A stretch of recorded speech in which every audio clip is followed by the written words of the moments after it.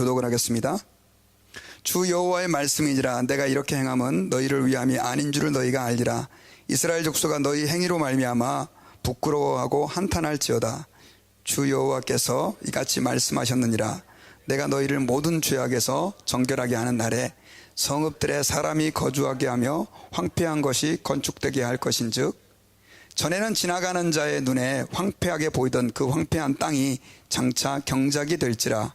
사람이 이르기를 이 땅이 황폐하더니 이제는 에덴 동산같이 되었고 황량하고 적막하고 무너진 성읍들에 성벽과 주민이 있다 하리니, 너희 사방에 남은 이방 사람이 다 여호와가 무너진 곳을 건축하며 황폐한 자리에 심은 줄을 알리라. 나 여호와가 말하였느니 이루리라.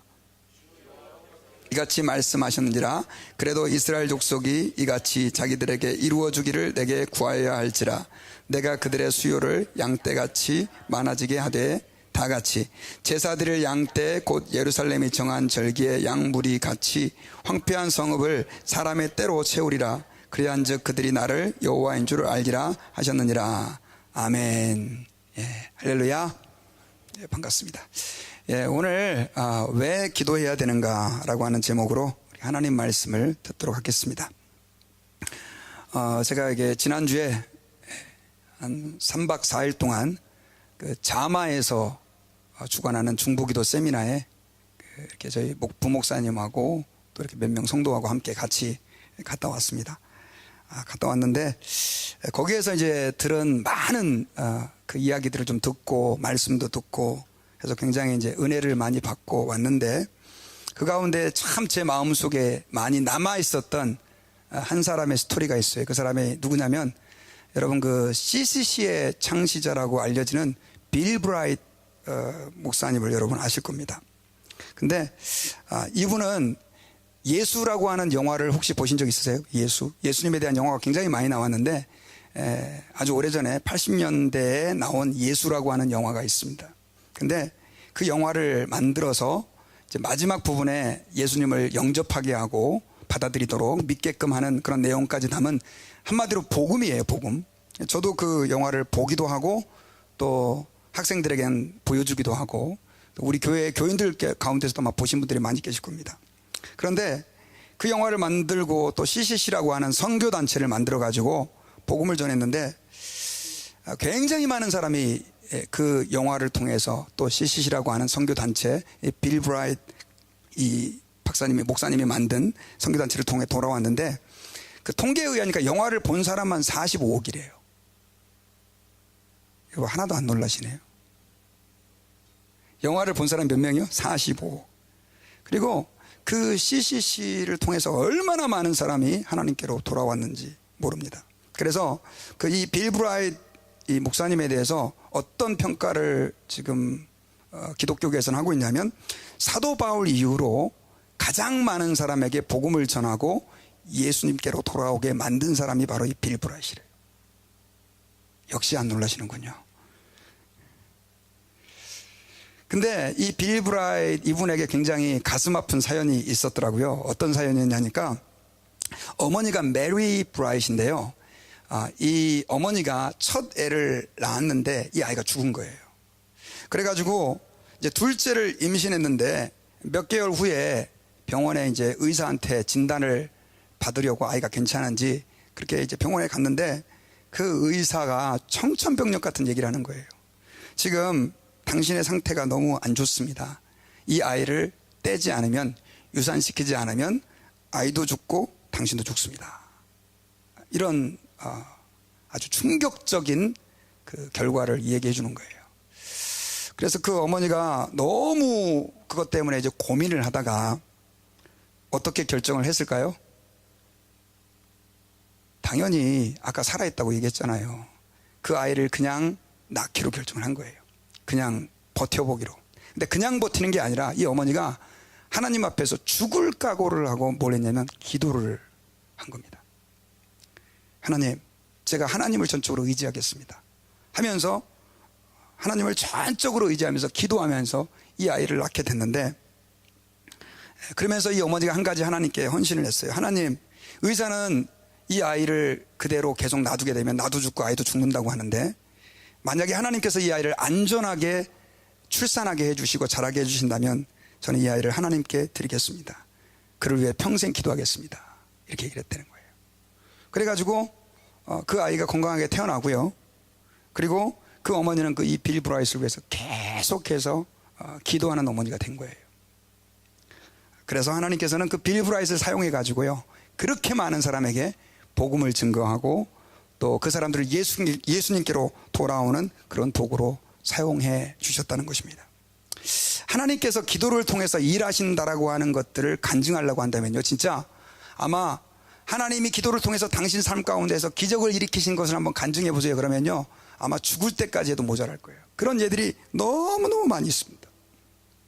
그런데 그런 이야기를 들으면서도 계속해서 우리 마음속에 드는 그 한 가지 질문이 있어요. 진짜 하나님이 기도하면 들으시는가? 여러분들은 하나님이 기도하면 진짜 들으신다고 믿습니까? 3명밖에 안 하시네요, 아멘을. 하나님이 기도하면 들으시죠. 그런데 많은 사람들이 기도를 잘 하지 않아요. 그 이유 중에 한 가지가 뭐냐면 하나님을 너무 잘 믿는 것 같아. 전지전능하신 하나님이니까, 전지하신 하나님께서 내 모든 사정을 다 아시고 알아서 역사해 주시겠지 하는 그 믿음이죠. 그런데 여러분, 성경은 그렇게 전지하신 하나님, 우리의 모든 사정을 하나님이 다 아신다고 하면서도 계속해서 우리에게 하라고 강조하고 반복해서 말씀하고 있는 내용이 뭐냐면 기도하라, 기도하라, 기도하라 라고 하는 내용이었어요. 하나님은 우리의 모든 것을 다 아시고 또 우리를 사랑하시는 하나님이라면 좀 알아서 그냥 역사해 주시면 어떻습니까, 여러분? 그런데 왜 하나님께서는 우리에게 계속해서 기도하라 라고 말씀하고 또 목사님들 설교를 들어보면 여러분 기도가 중요합니다 이런 얘기들을 왜 계속해서 반복해서 할까요? 거기에는 굉장히 중요한 이유가 하나 있는데요, 그 이유가 이제 오늘 에스겔서 36장 32절부터 38절까지 말씀에 약속이 되어 있는 이 내용이에요. 그래서 아까 우리가 같이 이제 함께 봉독을 했는데, 여러분 이 에스겔서 36장의 내용은 하나님께서 그 이스라엘을 회복시켜 주겠다는 내용이에요. 성경 구절은 안 보여주셔도 돼요. 회복시켜 주셨다는 내용이에요. 그 내용이 굉장히 복잡하게 나와 있지만 간단하게 말씀을 드리면, 이스라엘 백성들이 하나님께 불순종해 가지고요, 바벨론의 포로가 돼서 다 잡혀가 버리고, 그 다음에 그들의 성은 다 무너져 버리고, 쉽게 말하면 완전 폐허가 돼 버렸어요. 그런데 그것을 하나님이 다시 회복시켜 주시겠다라고 하는 그 약속을 지금 오늘 에스겔서 36장에서 여러 말씀을 통해서 하고 있어요. 그런데 그 약속이 얼마나 달콤하고 아름답냐면요, 우리 36절을 같이 한번 읽어볼까요? 자, 36절. 자, 시작. 너희 사방에 남은 이방 사람이 나 여호와가 무너진 곳을 건축하며 황폐한 자리에 심은 줄을 알리라. 나 여호와가 말하였으니 이루리라. 자, 다른 사람들이 하나님이 그들 가운데 역사하셔서 그들을 회복시켜 주시고 그들을 정결하게 해주시고 무너진 성도 다시 일으켜 주시고 하는 것들을 다 알게 될 정도로 그렇게 눈에 띄게 하나님이 축복을 해주시겠다는 거예요. 그 약속은 여러분들이 좀 집에 가셔서 자세히 한번 읽어보세요. 어떤 축복의 약속인지. 너무너무 읽기만 해도 가슴이 따뜻해지는 그런 약속들이 굉장히 많이 있습니다. 그런데 하나님께서 그 약속들을 다 해주시고 37절에서 한 가지 조건을 말씀해 주신 거예요. 그 조건이 사실은 굉장히 우리가 이해하기 어려운 내용이지만, 그러나 이걸 이해할 때 우리가 왜 기도해야 되는지를 알게 되는 거죠. 자, 우리 37절 같이 한번 읽어보겠습니다. 시작. 주 여호와께서 이같이 말씀하셨느니라. 그래도 이스라엘 족속이 이같이 자기들에게 이루어 주기를 내게 구하여야 할지라. 내가 그들의 수요를 양떼같이 많아지게 하되. 자, 하나님이 이스라엘 땅을 회복시켜 주시고 무너진 성전도 건축하게 해주시고 그들을 다시 정결하게 해주시고 그들에게 복을 주시고 은혜를 주시고 이런 축복들을 다 약속해 주시고 나서 그리고 나서 뭐라고 하냐면 그래도 뭐예요? 이스라엘 족속이 이같이 자기들에게 이루어 주시기를 내게 어떻게 해야 될지다? 구하여야 할지라. 이 말은요 이런 뜻입니다. 하나님이 우리에게 다 축복을 약속해 주시고 또 하나님의 은혜를 약속해 주셨지만 그 모든 축복과 은혜는 언제 하나님이 우리에게 이루어 주시겠다는 거예요? 언제? 크게 한번 구할 때. 구한다는 말은 기도할 때 하나님이 들어주신다는 거예요. 자, 여기서 우리가 굉장히 기도에 대해서 중요한 한 가지를 발견할 수 있어요. 하나님은 지금 은혜를 주시기를 원하고 그들에게 복을 주시기를 원하세요. 그런데 그것들을 언제 주겠다고 말씀하고 있습니까? 기도할 때 주겠다는 얘기예요. 그럼 뒤집어서 반대로 얘기해 볼까요? 기도하지 않으면 이 일을 하나님이 이루어주겠다, 안 이루어주겠다? 예, 안 이루어주겠다는 거죠. 여러분, 이 말씀에서 우리가 하나님의 속성 가운데 굉장히 중요한 한 가지를 발견할 수가 있는데 그게 뭐냐면 하나님은 기도를 통해서 하나님의 일을 해나가시는 분이라는 사실을 우리가 발견할 수 있어요. 하나님은 뭘 통해 하나님의 일을 한다고요? 기도를 통해서. 하나님은 혼자 알아서 자기 일을 하신다기보다도 기도하는 그 기도를 통해서 하나님의 일을 하신다는 거예요. 여러분 그 감리교를 창설하신 분이 만드신 분이 누구냐면 요한 웨슬리라고 하는 분이에요. 근데 그분은 영국의 교회가 거의 다 무너져 버렸을 때 그 영국 교회를 다시 일으킨 굉장한 부흥사세요. 정말 하나님을 사랑했던 분입니다. 그런데 그분이 어떤 얘기를 했냐면요, 하나님은 믿음의 기도에 응답하시는 것 말고 어떤 식으로도 일하지 않으신다. 자, 하나님은 믿음의 기도에 응답하시는 것 말고 어떤 식으로도 일하지 않으신대요. 이 말은 무슨 말입니까? 하나님은 기도 응답을 통해서만 일하신다는 거예요. 이건 약간 좀 과장은 좀 있는 것 같은데 하나님께서는 그렇게 기도를 통하여 일하시는 것을 기뻐하신다는 겁니다. 여러분 성경에 보면 이런 예가 또 하나 나와요.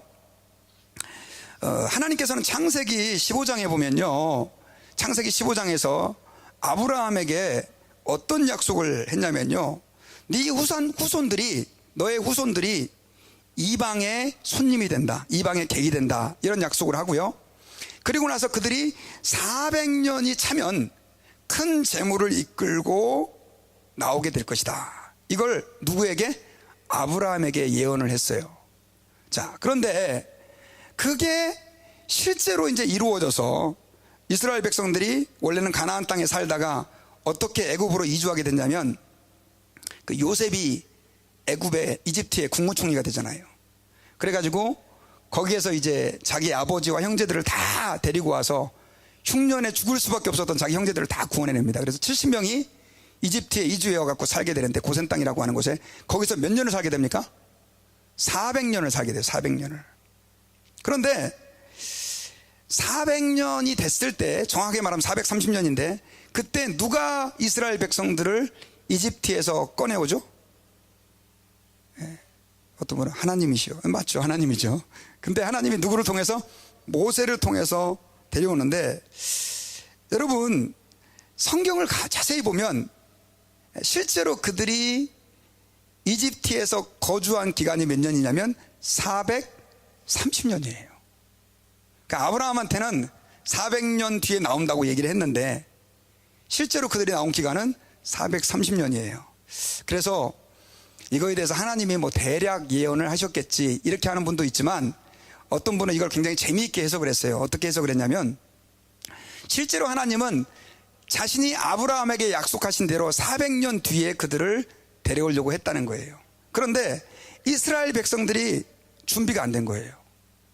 그들은 이 요셉을 모르는 왕이 그때 통치를 하고 있을 때 굉장히 많은 노동의 고통을 당했고, 여러분 그 이집트 가면 피라미드 있잖아요. 그 피라미드를 히브리 노예들이 주도가 돼가지고 그렇게 세울 정도로 그렇게 많이 고통을 당했어요. 여러분 출애굽기 보시면 알겠지만 나중에는 그 고난이 너무 심해져가지고 남자아이가 너무 많아지니까, 인구가 너무 많아지니까 남자아이를 낳으면 물에다가 던지도록도 했죠. 그래가지고 나중에는 그 애굽의 핍박이 굉장히 심해지는데도 불구하고 쉽게 말하면 그들은 원망만 하는 거예요. 왜 이렇게 힘들어? 왜 이렇게 힘들어? 하면서 뭘 안 한 거예요? 기도하지 않은 거예요. 그런데 나중에 어떻게 되냐면 이스라엘 백성들이 그 고통이 너무너무 심해지니까 하나님께 출애굽기 2장 마지막 절에 보면 간절하게 도와달라고 기도를 해요. 그러고 나서 3장에서 하나님이 누구를 부릅니까? 모세를 불러서 이스라엘 백성들을 데려오게 해요.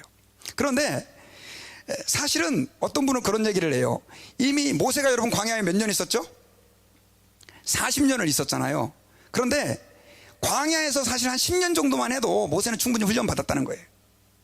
그런데 그렇게 40년을 하나님께서 모세를 광야에 있게 한 것은 이스라엘 백성들이 뭐 하지 않았기 때문에, 기도하지 않았기 때문에 그 기도의 기간이 찰 때까지 기다렸다, 이렇게 해석을 하시더라고요. 여러분, 그 내용들을 여러분들이 집에 가서 다시 한번 읽어보세요. 읽어보면 하나님께서 이스라엘 백성들을 언제까지 기다렸다라고 느낄 수 있냐면 그들이 기도할 때까지 하나님이 기다리고 있다라고 하는 것을 느낄 수 있을 정도로 그렇게 하나님은 기도를 통해 일하시는 분으로 나타나고 있다는 것입니다. 여러분, 우리 예수님께서 기도에 대한 약속을 많이 해주셨는데 그 가운데 우리가 제일 잘 알고 있는 그 약속이 뭐죠?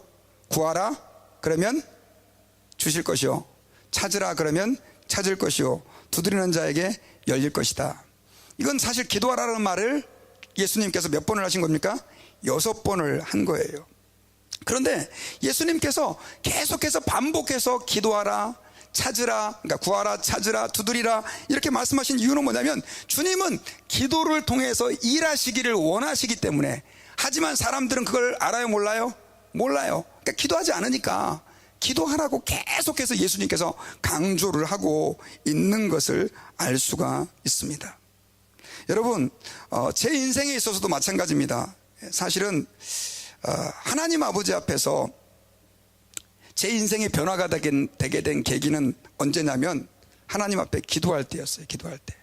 사실은 저는 교회는 어렸을 때부터 중학교 때부터 좀 다니기 시작했고, 그리고 고등학교 때도 열심히 이렇게 다녔는데 별로 그렇게 그냥 쉽게 말하면 하나님께 헌신되거나 그 다음 또 하나님을 사랑하거나 이런 것들을 잘 못 느끼면서 그렇게 신앙생활을 하고 있었습니다. 그런데 언제 하나님의 역사하심을 제가 경험하는 계기가 됐냐면 정말 하나님 앞에서 내가 살아계신 하나님을 정말 만나야 되겠다라고 하는 그런 충격적인 도전이 있었는데, 그때 하나님 앞에 기도를 작정하고 기도하는 가운데 어떻게 해요? 하나님께서는 제 삶 가운데 역사하시기 시작한 거예요. 그래가지고 제가 고등학교 3학년 때 제가 다녔던 학교는 교회가 없었어요. 그래서 3학년 일반 교실 바닥에, 콘크리트 바닥에서 새벽에 뭐 하다가 기도하다가, 제가 교회를 여러 번 다니고 열심히 활동도 많이 했는데 그 기도할 때에 제가 하나님을 인격적으로 만난 거예요.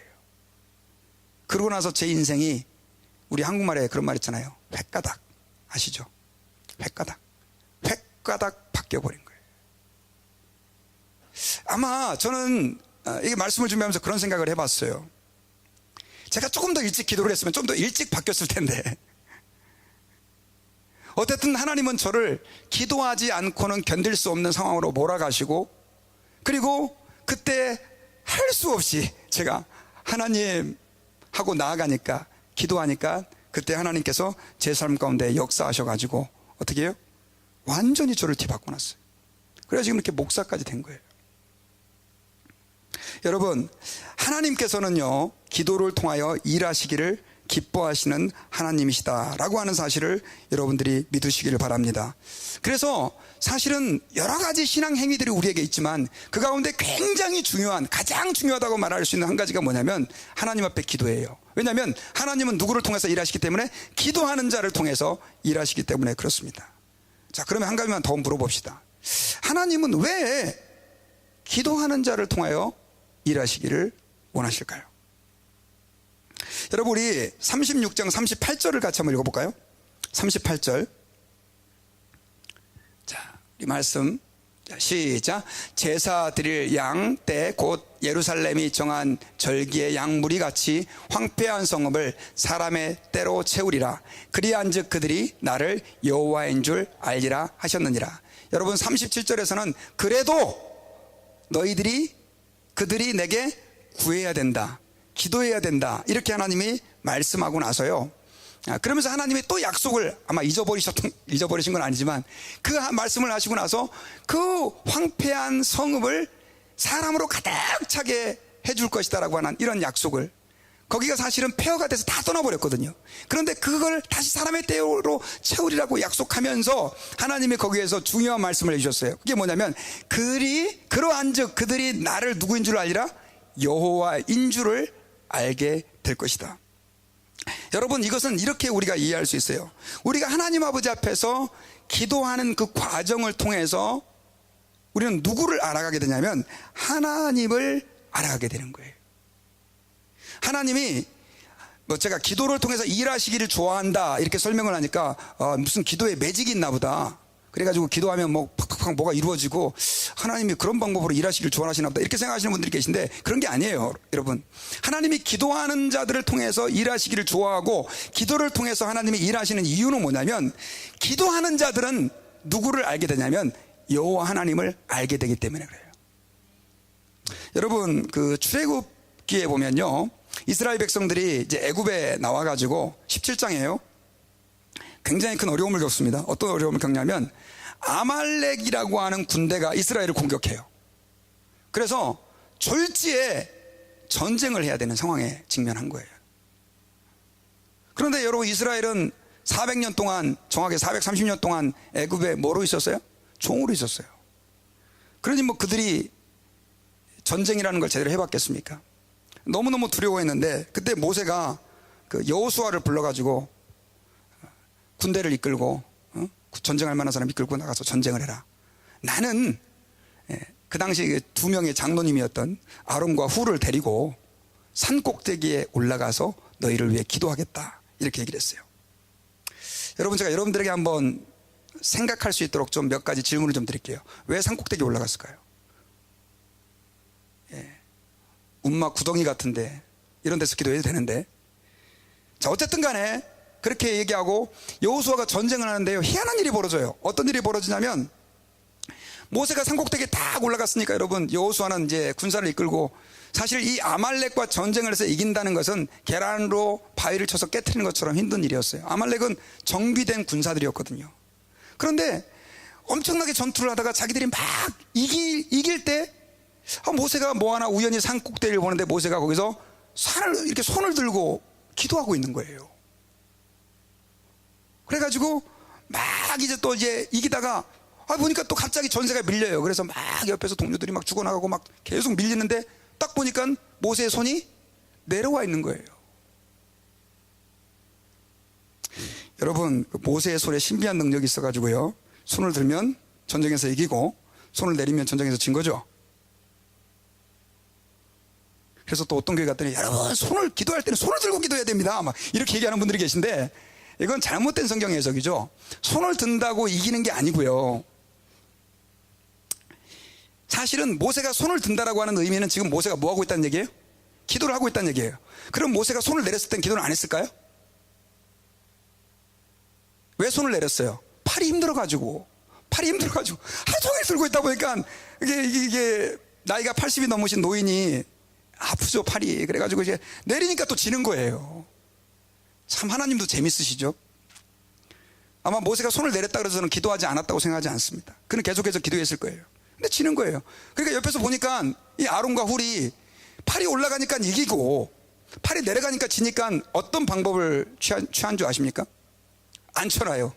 힘드시니까 앉으세요. 그리고 앉게 하고 양쪽에 두 사람이 팔을 붙잡고 서 있어요. 그러니까 더 웃긴 건, 그렇게 했을 때 이스라엘 백성들이 전쟁에서 이겼더라, 졌더라? 이겼더라. 정말 이거 재밌는 얘기거든요, 여러분요. 웃기는 얘기예요.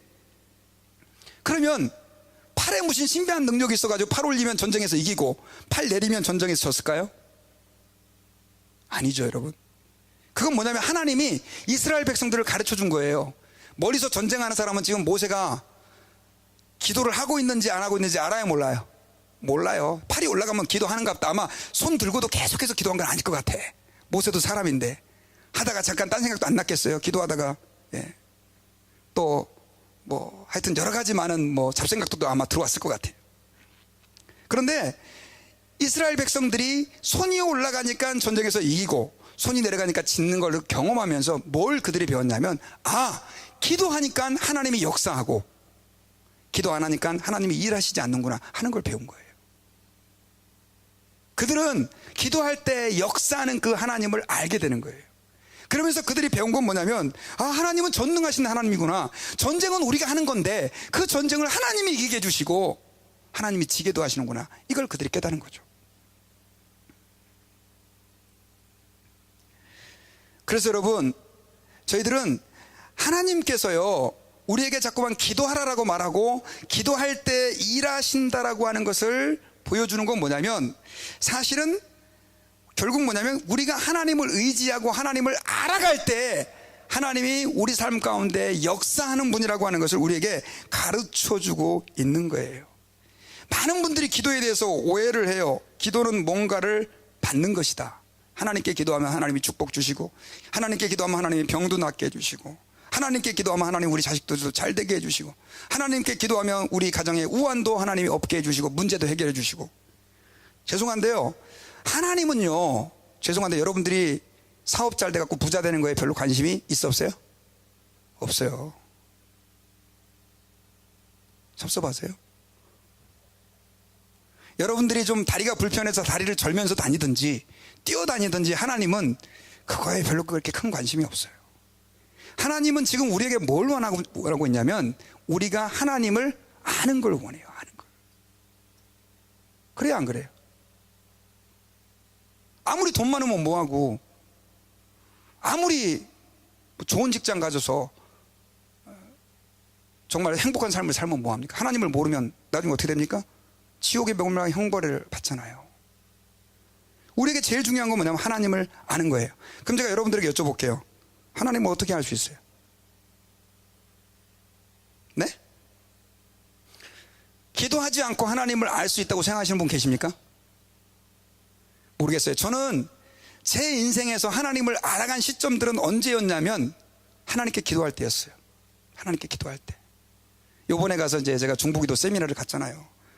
야, 제가 세상에 지금까지 여러 가지 세미나를 참석해봤는데 이렇게 힘든 세미나 처음이에요. 새벽 6시부터 시작해가지고요, 밤 10시 반까지 밥 먹는 시간 빼고는 시간이 없어요. 진짜. 식사 시간도 딱 1시간 주고. 그러니까 여자들은 뭐 제가 볼 때 좀 찍고 바르고 이렇게 화장도 하고 그러고 와야 되는데 새벽에 나오면 밥 먹고 바로 그냥 대충 이빨 닦고 또 와야 되고. 근데 거기에서 이제 많은 목사님들도 오고 강사들도 와가지고 이제 이렇게 말씀을 전했는데, 보니까 다 공통적인 고백이 뭐냐면 내가 하나님을 안 것은 고난 중에 하나님께 기도하다가 알았다, 이런. 그러면서 그분들이 그런 말을 해요. 마치 꼭 입을 서로 맞춘 것처럼 고난이 내게 축복이었다, 이런 말을 하는 거예요. 여러분, 고난이 여러분들에게 축복입니까? 저는 고난 자체가 축복이라고 생각하지는 않아요. 고난 받는다고 고난이 축복은 아니에요. 그리고 고난을 좋아하는 사람은 아무도 없어요. 그런데 사람이 고난을 받을 때 뭘 하게 되냐면 기도를 하게 되는 거예요. 기도를. 그 전까지는 나 잘났네, 너 잘났네, 우리 잘났네 그러면서 살다가 고난을 받으니까 뭘 느끼냐면 나는 아무것도 아니구나. 여러분, 제가 기도에 이렇게 3박 4일 끝나고요, 어저께 오다가 지금 여기에 서 있는 게 기적이에요.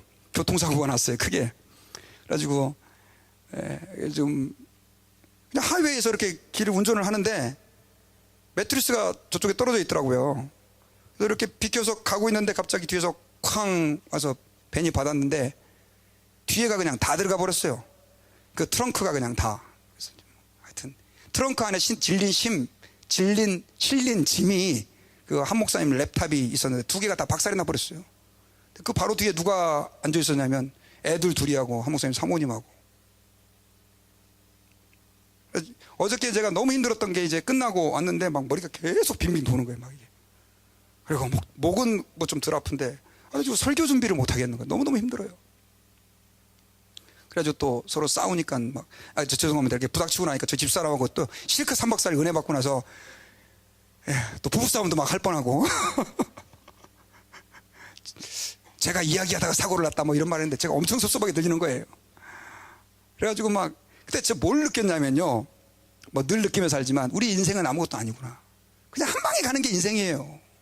여러분 대단한 것 같으세요? 운전하다가 뒤에서 와서 캉 큰 차가 한번 딱 밀면 그냥 거기서 인생 끝나는 거예요. 근데 문제는 사람들이 모르고 살아가요. 내가 잘난 것처럼, 대단한 것처럼. 여러분, 하나님을 알다 보면 뭘 느끼냐면 나는 별게 아니구나. 나는 하나님을 의지하면서 살아야 되는 존재구나. 내가 뭔가를 하는 것 같지만 결국 그 모든 일을 섭리하시는 분은 누구구나? 하나님이구나 하는 사실들을 알게 되는 거예요. 그래서요, 이스라엘 백성들의 역사를 보면 굉장히 재밌어요. 사사시대 때 어떤 일이 있었냐면, 이스라엘 그 당시에 왕이 없었어요. 왕이 없다 보니까 이제 이스라엘에 갑자기 외적이, 바깥에서 적들이 쳐들어오잖아요. 블레셋이나 뭐 암몬 족속이 이렇게 쳐들어오면 그때 이제 사사라고 하는 지도자들이 나와가지고 하나님의 능력을 받아서 전쟁에서 이기고 뭐 또 이스라엘 백성들을 보호해주고 했는데, 언제 외적들이 이렇게 쳐들어오냐면요, 그 이스라엘 백성들이 편안하게 살다가 하나님을 떠날 때 전쟁이 일어나는 거예요. 아주 뭐 거의 열이면 9은 다 그래요. 하나님을 떠날 때 하나님이 뭘 일으켜요? 전쟁을, 외적이 막 몰고 와서 공격을 하는 거예요. 그럼 또 이스라엘 백성들이 하나님께 뭐예요? 기도해요. 하나님 살려주세요. 저희 죽게 생겼어요. 그럼 하나님이 사사를 한 명 일으켜가지고 전쟁에서 이기게 만들고, 그러면 하나님 땡큐 하고 하나님 뜻대로 살다가 또 어떻게 해요? 또 다시 멀리 멀리 갔더니 또 하나님을 떠나. 또 전쟁이 나고. 이게 사사시대. 여러분, 뭐 하나님이 무슨 세디스트 뭐 이렇게 뭐라죠, 이렇게 사람들 이렇게 고통 주면서 즐기는 분 아니에요. 하나님은 우리가 고통받는 걸 원하지 않아요. 그런데 하나님이 우리에게 중요한 것이 뭐라고 생각하냐면 하나님을 아는 것이 중요하다고 생각을 하신 거예요. 그래가지고 하나님이 그렇게 이스라엘 백성들에게 고통을 주고 그들로 하여금 기도하게 만들고, 그들이 그 기도함을 통해서 하나님을 알아갈 때 다시 그들을 구원해 주시고, 이걸 계속 반복하신 거예요.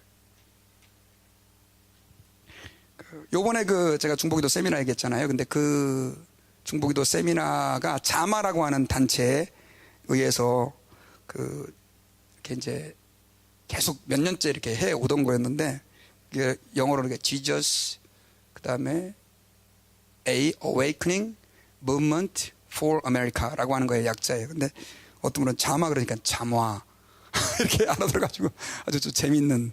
근데 그걸 설립하신 분이 누구냐면 김충근 장로님이라고 하는 분이에요. 이분이 그 알래스카에서 미국 대학교에 교수를 하시다가 그렇게 하나님께 부름을 받아가지고, 목사도 아니에요. 근데 장로님이신데, 뭐 얼마나 열정적으로 말씀을 증거하시고 은혜도 많이 받고 정말 하나님께 헌신되어 계시더라고요.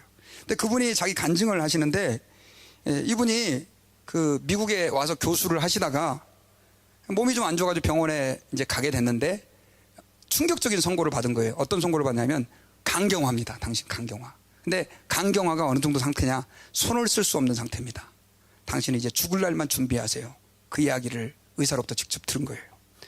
그래가지고 그 자기 와이프하고 아내, 그분하고 담임 목사님은 장지를 알아볼 정도로. 근데 자기가 그동안 이렇게 살 때는 잘 몰랐는데 막상 죽는다고 선언을 딱 받고 나니까, 의사한테 사형 선고를 받고 나니까 살고 싶더래네요. 제가 이렇게 계산을 해보니까 정확히 나이는 얘기하시는데 30대 후반이나 40대 초반이었던 것 같아요. 그래가지고 그 캘리포니아 가면 빅베어 마운틴이라고 있잖아요. 저도 거기 갔는데 와, 진짜 높아요. 딱 한 번 가봤는데. 근데 거기에 이제 그 어떤 캐빈 같은 걸 얻어가지고 거기서 기도를 하는데, 그분 말로는 그때 자기의 상태는 물도 혼자 스스로 마실 수가 없었고 수염도 깎을 수가 없는 그런 상태가 됐다는 거예요. 그래가지고 이제 그 캐빈에서 이제 밤늦게 이렇게 나와가지고 거기 가면 이렇게 쓰러진 통나무들 있잖아요. 그걸 이렇게 붙잡고 하나님께 기도를 했대요. 하나님, 한 번만 살려주시면 내가 하나님이 원하는 거 다 하겠습니다. 그렇게 막 하나님께 울부짖으면서 기도를 하는데, 하나님이 자기가 그동안 지은 죄를 스크린으로처럼 이렇게 다 보여주시더래요. 아무래도 그 당시에 미국 대학교의 교수고, 쉽게 말하면 또 교회 집사였고 성공한 사람이었으니까요. 근데 뭐 목사님을 자기가 함부로 목사가 왜 저래 생각했던 것, 또 아내가 말대꾸하면 성질냈던 것, 애들한테 애들을 자기 강압적으로 하려고 했던 것들이 다 이렇게 생각이 나는 거예요. 그래가지고 살려달라고 했던 기도가 나중에는 뭘로 바뀌었냐면 회개기도로 바뀌었대요. 회개기도로. 하나님, 제가 잘못했습니다. 그분 말로는 그 죄를 다 기록을 했는데 그게 52페이지더래요. 52페이지. 그런데 나중에 그렇게 자기 죄 가지고 슬퍼하고 울 때 어떤 이제 나중에 그 경험을 하게 되냐면 예수님이 찾아오셔가지고 내가 네 죄를 용서해줬다, 이런 확신을 주신 거예요. 그러고 나서 이분이 말 그대로 횟가닥 뒤집어진 거예요. 그래서 이제 아이들한테도 사과하고 아내한테도 사과하고 목사님과 교인들한테도 자기가 회개하고, 그러면서 이제 하나님을 위해서 제2의 인생이 시작이 되죠. 그 얘기를 다 할 수는 없고. 근데 그분이 간증하는 게 그거예요. 하나님께서 왜 젊은 나에게, 잘 나가는 나에게 강경화라고 하는 걸 주셔가지고 사형 선고를 딱 때리냐 이거예요. 결국 그걸 통해서 그분은 하나님께 돌아온 거예요. 하나님이 내 암을 고쳤습니다. 강경화를 고쳤습니다. 죽을 수밖에 없었던 나를 하나님이 살려주셨습니다. 그게 핵심이 아니라 나는 그때 누구를 만났다? 하나님을 만났다. 하나님을.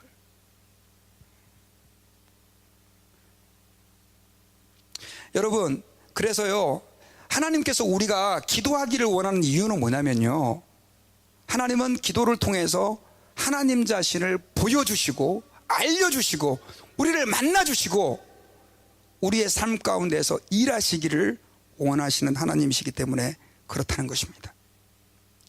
하나님이 능력이 부족해서 저와 여러분들에게 고난을 주시는 게 아니에요. 근데 어떤 성도들은 너무 지치면 지쳤는데도 기도할 힘이 없어요. 고난이 왔는데도 기도를 해야 될 힘이 없는 성도가 있어요. 여러분, 그런 관점에서 우리 삶에 닥쳐지는 모든 고난과 아픔은 하나님이 자기를 보여주시고 자기를 나타내시는 하나님의 방법이고 도구라고 하는 사실을 여러분 믿으시기를 바랍니다. 그래서요, 우리는 이 땅의 삶을 살아가는 가운데 정말 하나님을 찾고 하나님을 구하고 또 하나님 앞에 기도하는 것이 내 삶 가운데에서 하나님을 알아가는 굉장히 중요한 하나의 과정이라는 사실을 잊지 마시고, 사람을 의지하지 마시고, 여러분 인생 오래 살아보셨잖아요. 사람 의지했을 때 의지가 됩니까? 안 됩니까? 안 되잖아요.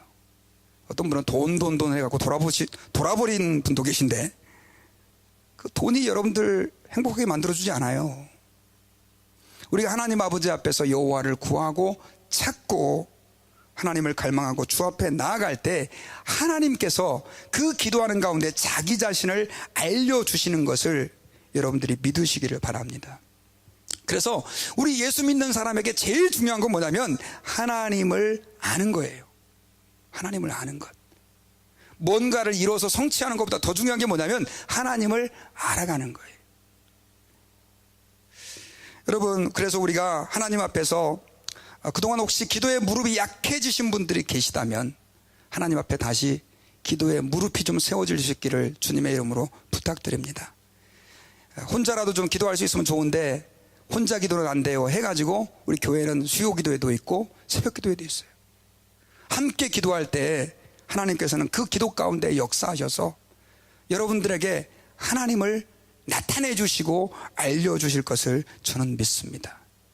그래서 비록 우리의 기도가 하나님 앞에서 어쩌면 별것 아닌 것처럼 보인다 할지라도 그 기도를 하나님께 드렸을 때예요, 하나님께서는 그 기도를 통해 얼마나 놀라운 일들을 이루실지 몰라요. 어떤 분은 아니 목사님 그 아까 지금 얘기했던 그런 분들은 그 역사에 나오는 위대한 사람들이니까 그런 거지, 아유 내가 무슨 지금 이 나이에 내 처지에서 기도한다고 무슨 일이 일어나겠습니까 하는 분들이 계셔요. 근데 그렇지 않아요, 여러분요. 아까 제가 말씀드렸던 그 빌 브라이트의 어머니 있잖아요. 그 어머니, 그분은 하나님 내가 아들을 하나님께 드려서 그 아들이 45억 명의 사람들에게 예수를 전하는 그런 주의 종이 되게 해달라고 그런 마음 갖고 기도했겠어요? 아니죠, 여러분. 네, 그렇게 기도를 했을 때 하나님이 그 사람을 통해서 사용한 거예요. 일하신 거예요. 하나님은요 작은 기도도 사용하세요. 사무엘 같은 경우는요, 그 한나가 엄마가 애를 못 낳아가지고 하나님께 그렇게 기도를 했잖아요. 하나님 나에게 애를 좀 주시면 하나님께 드리겠습니다. 그래 나중에 하나님이 어떻게 했어요? 그 기도를 들어줘 갖고 한나에게 누굴 주셨습니까? 사무엘을 주셨잖아요. 근데 여러분, 그 사무엘이 얼마나 놀라운 일을 했냐면 하나님을 떠나버린 이스라엘을 하나님께 돌아오는, 나라 전체를 돌아오게 하는 그런 도구가 되게 한 거예요. 근데 한나가 그걸 알았어요? 제가 볼 땐 몰랐을 것 같아요.